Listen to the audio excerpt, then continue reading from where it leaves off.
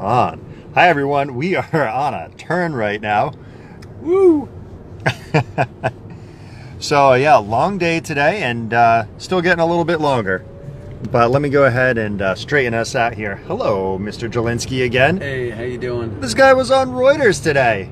Reuters, yeah, I don't know what Reuters is, but apparently people who read news read Reuters. So I was featured in Reuters today. Also tomorrow, not tomorrow, Friday, I'll be on Nightly Business Report, MBR, and Fox Business. But today we were talking about the rate hike. So what were you talking about, Dave? That's right. So the I Fed can make this turn.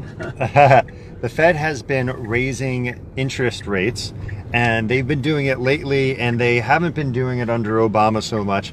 So there's some concern as to Put it in the comments section. Do you think the Fed is right to raise rates? Do you think it was good by the Fed not to flinch when Trump started to criticize them for the raising of the rates? Here's where I think Trump is right on criticizing the Fed. For 8 years, how many rate hikes did we get? None. Maybe one or two. I mean, we got to look that up. But it was like 2 over 8 years. And the stock market did very well under Obama.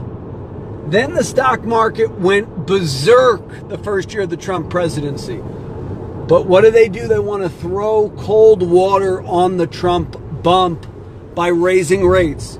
Think about the negative of raising rates. Negative number one. Do it over there. Sure. So, okay. No, that angle. No, right here. Sure. Right here, yeah. Sure. Or something like that. I don't know. I got you. So negative number one of the Trump, of the Fed rate hikes is there are still so many people with adjustable rate mortgages. And those people with adjustable rate mortgages, they're going to go belly up on their homes just like we did in the '08 crash. So if we have too many rate hikes, it's going to cause pressure.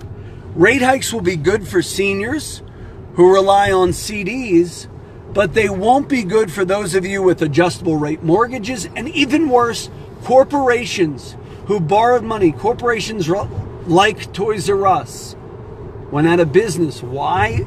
Their cost of borrowing is going up. And what do they know that we don't know? Think about when the last crash was.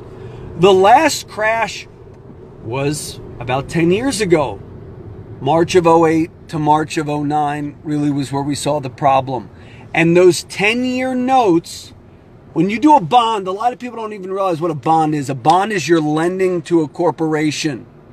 And as interest rates go up, the bonds are going to go down. But these bonds are rolling over. They're rolling over this year and next year. There's going to be a higher cost of borrowing.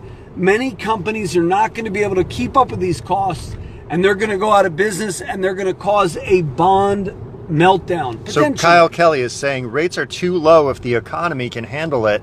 It's the right thing to do. We should be encouraging people to save more, in my opinion.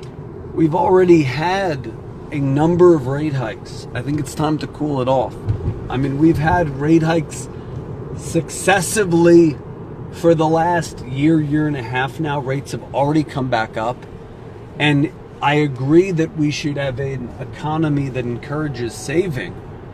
But the problem is we have an economy fueled by debt. We're an empire of debt. So I agree with that in principle, but not in reality. So make a comment if you think it's good to raise rates, if you think you want cheap and easy money, or do you think that the Fed is trying to derail the Trump bump? A lot of these people, Bernanke, Yellen, Powell, they're all from the same ilk. They have a slavish adherence. You got to move that. I got to make a right turn. Sure. What are you doing? Okay, so you're gonna kill me. So they have a slavish adherence to economic models that only work in the Ivy Leagues, not in real life. So what does the Fed know that we don't know? And why are they trying to stop the Trump bump? So leave a comment in the comment section. Hopefully you share these videos with your friends. Also, we have some other stuff going on in the economy. What else is going on in the economy, Dave? So it looks like Lowe's has just closed their Orchard hardware stores, which was becoming a big thing in Central Florida. It's a little Blair Witch Project. Do a different angle. I look a little like Okay. Richard Nixon. I'll go back. So yeah, so these Orchard hardware stores, I believe they were called, they were part of Lowe's. It was kind of a nice customer shopping experience. You'd go there, and when you left, Have you ever been there? I've never even heard of these. An apple, that's right. Yeah, I think it was big in Florida. So shop at these Orchard things. So they closed them down they because closed Lowe's them down. is sucking wind to Home Depot. That's right. So leave in the comment section, what do you prefer? Do you prefer Home Depot or Lowe's? I mean, I think Lowe's is cleaner. I think the people are nicer, but it seems like Home Depot's been a better stock. Oh yeah. You know, especially, you know what when the best time to buy Home Depot was?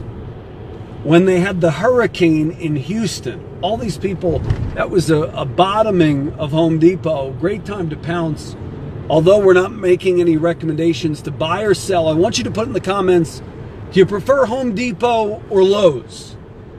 And then if you have a question, always call us, 888-988-JOSH. Like us on Facebook.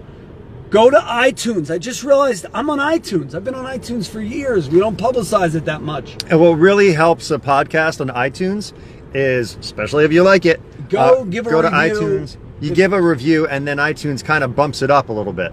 Yeah. So we want to be bumped up. We want people to hear about the financial quarterback. Share it with your friends. James says he likes Home Depot. Do you like Home Depot or Lowe's better? I probably like Home Depot as a stock, but I feel like the user experience is a little nicer at Lowe's. But that's just me.